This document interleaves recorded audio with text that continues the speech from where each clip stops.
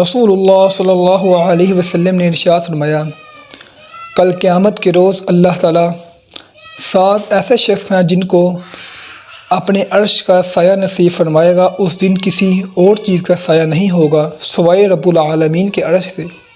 ان میں سے ایک شخص وہ بھی ہے وَرَجُلَانِ تَحَابَا فِی اللَّهِ، جو شخص اللہ کی رضا کی خاطر کسی دوسرے بھائی سے محبت کرتا ہے، کسی بندے سے محبت کرتا ہے، کس لیے؟ صرف خالصاً اللہ کی رضا کے لیے۔ اور نبی اکرم صلی اللہ علیہ وسلم نے ایک حدیث میں ارشاد فرمایا، وَمَنْ أَحَبَّ عَبْدًا لَا يُحِبُّهُ إِلَّا اللَّهُ، جو شخص کسی سے محبت کرے گا اللہ کی رضا کے لیے، اس نے ایمان کی مٹھاس کو پا لیا۔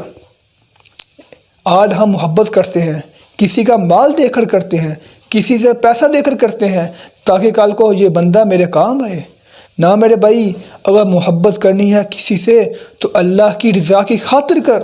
اگر تو اللہ کی رضا کی خاطر کرے گا تو رسول اللہ صلی اللہ علیہ وسلم نے فرمایا تھا کہ اللہ تعالیٰ ایسے شخص کو کل قیامت کے روز اپنے عرش کا سایہ نصیب فرمائے گا۔